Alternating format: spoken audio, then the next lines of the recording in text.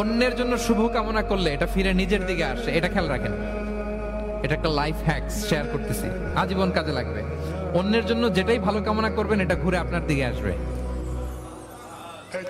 অনেকে বলে হুজুর ওর জন্য দোয়া করে আমার কি লাভ?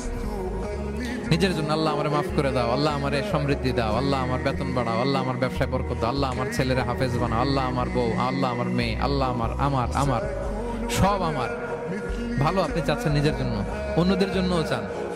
আল্লাহ আমার সব ভাইদেরকে মাফ করো, আল্লাহ আল্লাহ আমার গোটা মুসলিম উম্মাকে তুমি বরকত দাও, কল্যাণ দাও, নেতৃত্বে আসার তৌফিক দাও, আল্লাহ সবাইকে সুস্বাস্থ্য দাও। এটা ফিরে আপনার দিকে আসবে। অন্যের জন্য শুভকামনা বহুগুণ বৃদ্ধি হয়ে নিজের দিকে রিটার্ন করে। বিষ্ণু সাল্লাল্লাহু এটাই বলেছেন, মা মিন আবদিন মুসলিমিন ইয়াদউ লিআখিহি বিযাহরিল গায়বি ইল্লা ক্বালা লাহুল মালাকু ওয়া লাকা বিমিসলিন। কেউ যদি তার ভাইয়ের অনুপস্থিতিতে